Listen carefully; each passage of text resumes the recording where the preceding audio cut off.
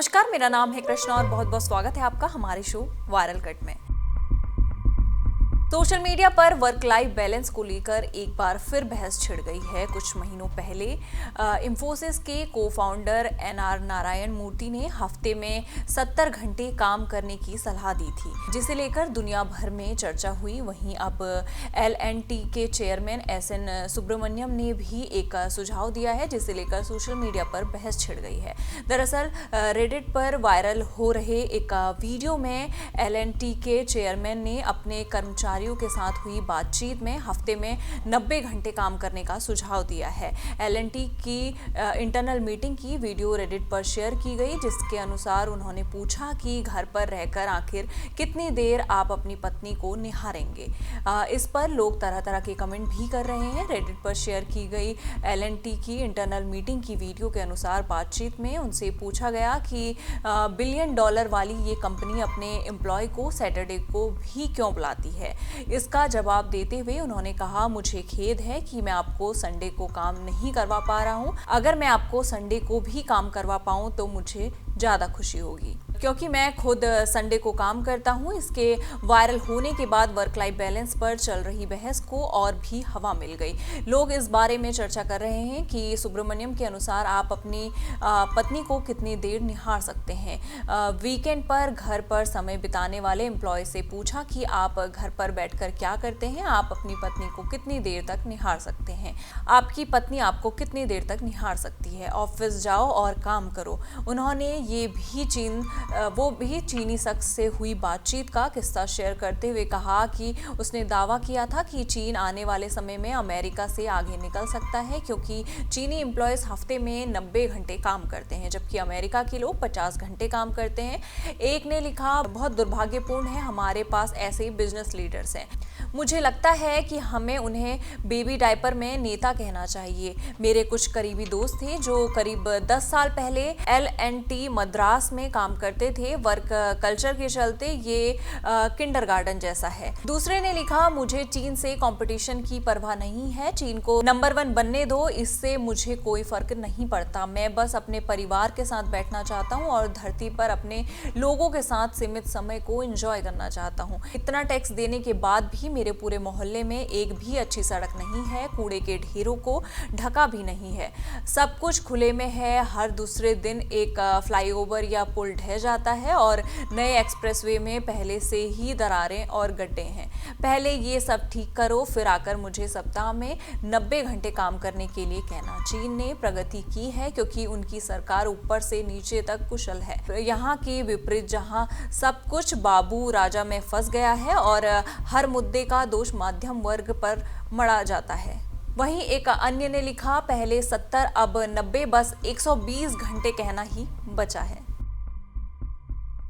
भगवान के प्रति आस्था बड़ी चीज है। जिन्हें भगवान में आस्था होती है उन्हें पत्थर की मामूली मूर्ति में भी भगवान दिखाई देते हैं। बरबस ही उनका सिर मूर्ति के आगे झुक जाता है। आस्था ही है जिसके कारण लोग कष्ट सहकर भी अपने आराध्य के दर्शन को जाते हैं। ऐसा करने के दौरान कई बार वो कुछ ऐसा कर जाते हैं जिसे जानकर लोगों को सुखद आश्चर्य होता है। ऐसा ही कुछ कर दिखाया है पंजाब के एक 6 साल के बच्चे ने। श्री राम लला के दर्शन के लिए यूकेजी में पढ़ने वाला बच्चा मंगलवार को पंजाब से दौड़ लगाते हुए अयोध्या पहुंचा।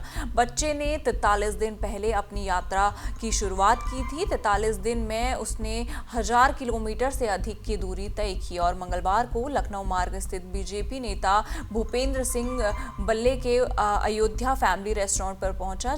जानकारी अनुसार बच्चे का नाम मोहब्बत है, जिसकी अब खूब तारीफ हो रही है। बच्चा पंजाब के फाजिल्का जिले के कलियावाली गांव का रहने वाला है। गांव से एक सैन्य अधिकारी ने हरी झंडी दिखाकर बच्चे की दौड़ की शुरुआत कराई थी। पूरे रास्ते बच्चे के अभिभावक श्री राम जन्मभूमि तीर्थ के महामंत्री चंपत राय के संपर्क में रहे। ये भी खबर सामने आ रही है कि प्रतिष्ठा द्वादशी के दिन इस बच्चे की मुख्यमंत्री से मुलाकात होनी है।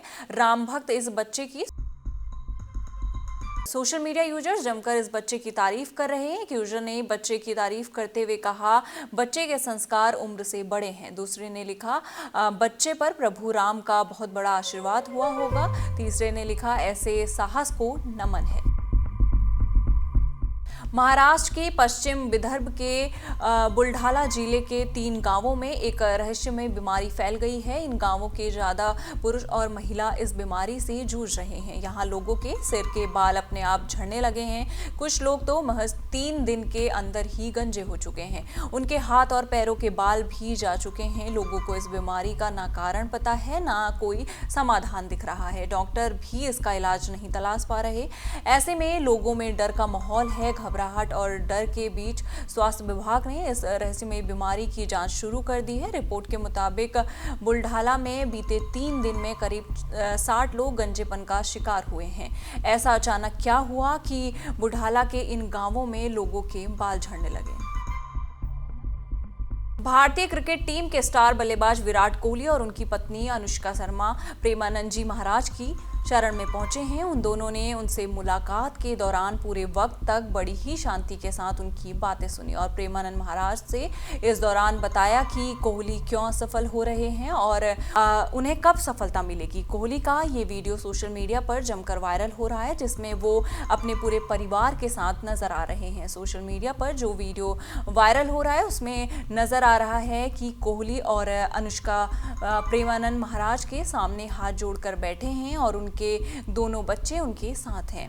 प्रेमानंद जी को बताया जाता है कि विराट और अनुष्का आपका सत्संग सुनते हैं और दोनों पिछली बार आए थे। कोहली क्रिकेट खेलते हैं और ये उनकी पत्नी अनुष्का हैं। इसके बाद प्रेमानंद जी महाराज ने कोहली से पूछा कि ठीक हो आप? फिर प्रेमानंद जी ने पूछा कि ये मन प्रसन्न है, तो कोहली मुस्कुराते हुए हाँ में सिर हिलाते हैं। कोहली ने इसका जवाब अपना सिर हिलाकर हाँ में दिया। प्रेमानंद जी महाराज ने कहा कि कोहली खेल के जरिए सेवा कर रहे हैं और इन्हें जो परमात्मा की तरफ से प्राप्त हुआ है उसमें वो शीर्ष पर हैं। इसके बाद प्रेमानंद जी ने सफलता और असफलता के बारे में बात करते हुए कहा कि कई बार आपके अभ्यास में कमी नहीं होती, लेकिन प्रारब्ध उसमें जुड़े होते हैं।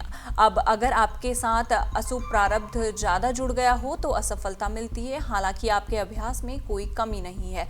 ऐसे में आपके अभ्यास में कमी नहीं होने की वजह से भी आपको हार जनित रिजल्ट मिलते हैं। और प्रेमानंद जी महाराज कहते हैं कि यहाँ सबसे बड़ी बात देखो कि हम साधना करके लोगों को प्रसन्नता दे रहे हैं, लेकिन ये पूरे भारत को प्रसन्नता उनके खेल के जरिए देते हैं। अगर ये विजयी होते हैं तो हमारे पूरे भारत में पटाखे छुटाए जाते हैं, पूरे भारत में आनंद मनाया जाता है। क्या ये साधना नहीं है? ये भी तो इनकी साधना है। ये अपने अभ्यास में रहे हैं और इनका यही भजन है कि ये अपने अभ्यास को पोस्ट करें। हमें अभ्यास की पुष्टता पर ध्यान देना चाहिए और इसमें कहीं कोई भी कमी नहीं होनी चाहिए और बीच बीच में नाम स्मरण कर लेना चाहिए। तो इसके लिए यही साधना है। प्रेमानंद महाराज जी ने आगे कहा कि जब आपका अभ्यास पूर्ण है और प्रारब्ध भी पूर्ण है तो फिर आपको विजय प्राप्त होता है। उन्होंने कहा कि अब ये अभ्यास में बहुत प्रवीण है, लेकिन इस बार प्रारब्ध है कि आपको दुख भोगना है, तो अन्य